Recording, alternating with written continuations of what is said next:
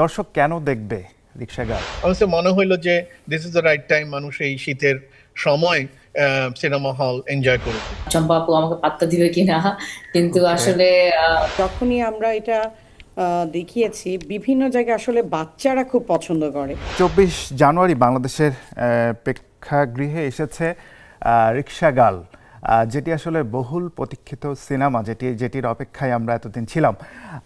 বেশি কথা বাড়াবো না, আমাদের সারথীদেরকে পরিচয় করিয়ে দিতে চাই। আমাদের সাথে ভার্চুয়ালি যুক্ত আছেন গুণী নির্মাতা অমিতাভ রেজা চৌধুরী, সাথে আছেন সিনেমাটির সহ প্রযোজক মাহজাবিন রেজা চৌধুরী, এবং আমরা আরেকজনকে যুক্ত করেছি সিনেমাটির অভিনয় শিল্পী নবেরা রহমান। তিনজনকেই সম্পূর্ণ রঙিনে স্বাগত জানাচ্ছি। অমিতাভ রেজা ভাই, কেমন আছেন? ভালো আছি। আজকে সবাই ছবি দেখতেছে এবং ছবি রিলিজ হয়েছে বাংলাদেশে 13টা সিনেমা হলে। মানুষজনের রিয়াকশন অপেক্ষা করছি, শুনছি, ভালো লাগছে। মাহজাবিন, আপনার কাছে জানবো। আমারও তাই। পরীক্ষার রেজাল্ট দিয়েছে, এখন বিভিন্ন মানুষ পজিটিভ কথা বলছে, খুবই ভালো লাগছে। নবেরা, কেমন আছেন? অনুভূতিটা কেমন? ঢাকার মানুষ ফাইনালি দেখতে পাচ্ছে। অনেক দিন ধরে আমরা ফিল্মটা নিয়ে ট্রাভেল করছি, সো এই জন্য অনেক হ্যাপি আজকে।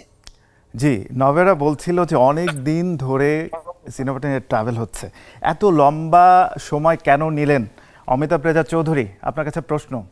অনেকদিন নাই, মাঝখানে আমি প্রচুর কাজ করেছি, ওয়েব সিরিজ করেছি, ওয়েব ফিল্ম বানিয়েছি, বিভিন্ন ধরনের ফর্মের কাজ করেছি। এই ছবিটা যেহেতু ইন্টারন্যাশনালি আগে রিলিজ হয়েছিল এবং ওয়েট করতেছিলাম ইন্টারন্যাশনাল প্রডিউসার এবং ইন্টারন্যাশনাল ট্রাভেল ঠিক মতো হচ্ছিল, এবং বাংলাদেশে কোভিড হয়ে গেল, এই কারণে রিলিজের অত সুযোগ সুবিধা পাই নাই।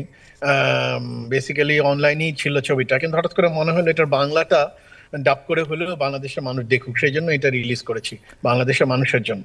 জি, কিন্তু কেন মনে হলো এটি একদম উপযুক্ত সময় রিক্সা গার্ল রিলিজের?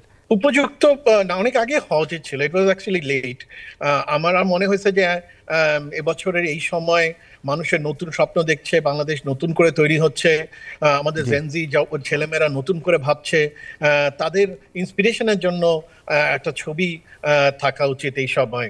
এবং এখন জানুয়ারি মাস, so that's why school college মাত্র শুরু হচ্ছে, অনেক জায়গায় সেশন অফ আছে, সব মিলায় আমার মনে হইলো যে this is the right time, মানুষ এই শীতের সময় সিনেমা হল এনজয় করুক। বেসিক্যালি বাচ্চারা, কিশোর কিশোর এবং বাবা মারাও, বড়রাও আসুক এবং তাদের বাবা মা ছেলেমেয়েদের নিয়ে আসুক, এক ধরনের উৎসবের মতো করেই সিনেমাটা দেখুক এই শীতের সময়। একদম সোজা সাপটা একটা প্রশ্ন করতে চাই, দর্শক কেন দেখবে Rickshaw Girl? It's a unique story, এবং এটার স্টোরিটার যে unique representation of rickshaw art, এটার কারণে দেখবে। আর দেখবে ব্রিলিয়ান্ট নবেরা রহমানের অভিনয়, যাকে আমরা কম দেখেছি কারণ মাত্র একটা সিনেমা আগে দেখেছি। Nobera as a brilliant actress, I believe যে তার অভিনয় মানুষের ভালো লাগছে এবং আরো ভালো লাগবে সামনে দেখলে।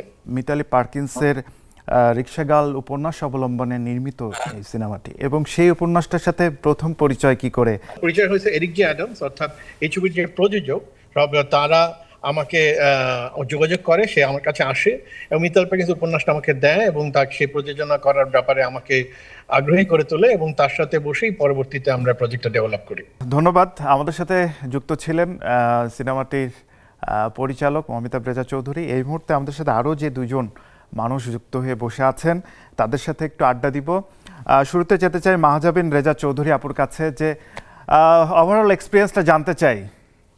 রিক্সাগুলোর এক্সপিরিয়েন্সটা ভেরি ইন্টারেস্টিং, কারণ এই প্রজেক্টটা এরিক জি অ্যাডামস যখন আমাদের কাছে প্রজেক্টটা করার প্রতি ইন্টারেস্ট দেখালো এবং আমরা যখন গল্পটা পড়লাম, গল্পটা নিয়ে ডিসকাশন করলাম, পরে আমাদের কাছে খুবই প্রথমে ভালো লেগেছিল যে গল্পের লগ লাইন, যে আইডিয়াতে উনি রিক্সা পেইন্টিং এবং স্ট্রাগল একটা মেয়ের, এবং তারপর যে পজিটিভ দিকে সামনে এগিয়ে যাওয়ার যে যুদ্ধ সেইটা, এবং তারপর যে জয় হওয়া বা হেরে যাওয়া, এটা আমরা এখনই বলে দিলে সিনেমার দর্শকদের মজা চলে যাবে। তো জি। ওইটা আমাদেরকে অনেক ইন্টারেস্ট করেছে, এবং যেটা হয় অমিতাভ ভাইয়া তো সব সময় উনি গল্প বলতে ভালোবাসে, উনি একদমই সাধারণ গল্প বলতে ভালোবাসে। এই গল্প বলার মাঝে ওনার একটা কথা থেকে যায়, যে যেটা আয়নাবাজিতেও ছিল, যে এটা রিক্সা গার্লের মধ্যেও থাকবে, যে একটা মানুষের স্ট্রাগল কিভাবে করে এবং তারপরে মানুষের বিভিন্ন বাধার মধ্যে কিভাবে কাজ করতে হয়, সেইটা আসলে আমরা রিক্সা গার্লের মধ্যে দেখবো। ট্রেলারে দেখছিলাম যে নভেরা ছবি আঁকতে খুব পছন্দ করে, বাস্তব জীবনেও কি তেমন নভেরা? জি, আমি ছোটবেলা থেকে ছবি আঁকি, এবং সেই ছবি আঁকাটার জন্যই হয়তো আমাকে কাজ করা হয়েছিল। অমিতাভ ভাই এটা অনেকবার বলেন যে তারা একজন আর্টিস্টকে খুঁজছিলেন এই ক্যারেক্টারটা করার জন্য। তো আমি যখন অডিশন করতে যাই তখন আমাকে একটা পেইন্ট বাকেট একটা তুলি ধরিয়ে দেওয়া হয়। তো আমার জন্য আসলে একটা ড্রিম ক্যারেক্টার ছিল এরকম একটা কাজ করা।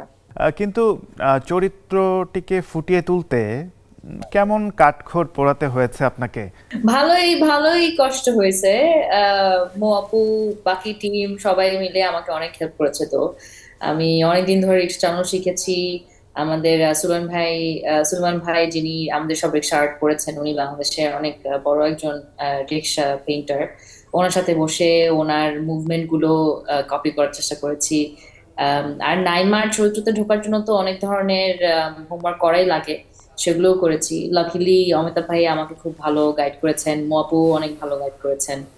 আর আমরা মিতালি পার্কিন্স আপুর সাথেও অনেকদিন আমরা কথা বলেছি এই চরিত্রটাকে আরেকটু ভালোভাবে বোঝার জন্য। সো হ্যাঁ, কষ্ট হয়েছে। আশা করি কষ্টটা এখন মানুষ স্ক্রিনে গিয়ে দেখবে।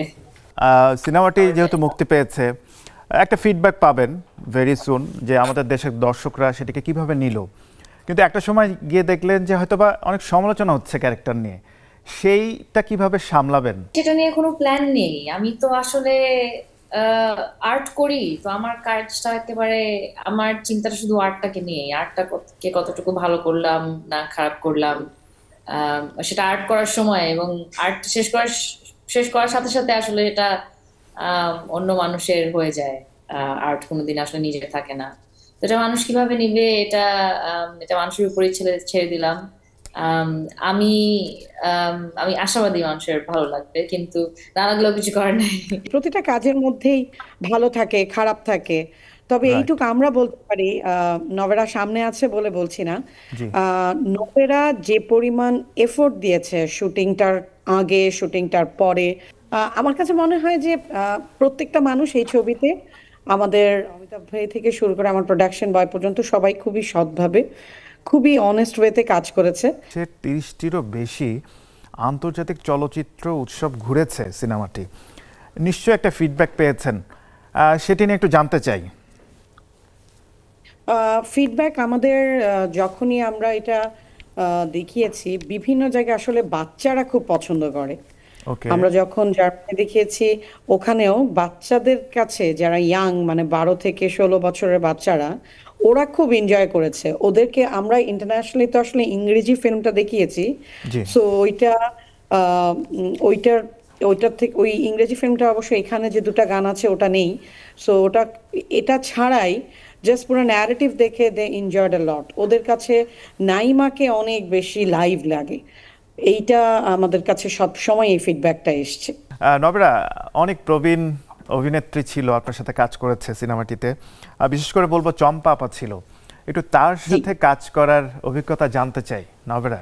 চম্পা আপা যেদিন সেটে আসেন সেদিন আমি অনেক নার্ভাস ছিলাম, কারণ একে তো আমি মোটামুটি নবীন নবীন বলছি, মোটামুটি নতুন একজন অ্যাক্টর, এবং তার সাথে অনেক সিরিয়াস কিছু ইন্টেন্স সিন আছে, অনেক ইন্টিমেট, অনেক লাভলি কিছু মোমেন্টস আছে।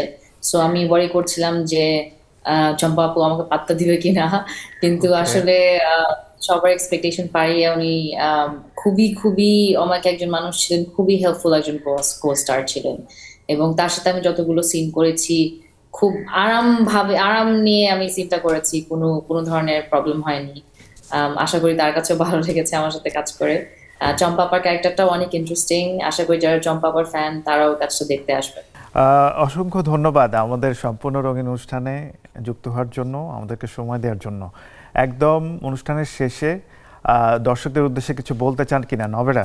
দর্শকের উদ্দেশ্যে খুব বেশি কিছুটা বলতে চাই না, শুধু এটাই বলতে চাই যে আশা করি আপনারা বাংলাদেশি আর্ট আরো দেখবেন, বাংলাদেশি সিনেমা আরো দেখবেন। বাংলাদেশের সিনেমাগুলো হলে গিয়ে না দেখলে আসলে আমরা ডেভেলপ করতে পারবো না। তো সেই দিক থেকে আশা করি আপনাদের সবার সাপোর্ট পাবো, এবং আশা করি রিক্সা গার্ল ভালো লাগছে। আমি মনে করি যে সবার রিক্সা গার্ড ভালো লাগছে, এবং আপনারা আরো দেখেন, বাচ্চাদের নিয়ে দেখেন, ফ্যামিলি সহ দেখেন। ছবিটা দেখলে পুরা একটা ফ্রুটফুল একটা টাইম মনে হবে পার হয়ে এসছেন। জি, থ্যাংক ইউ।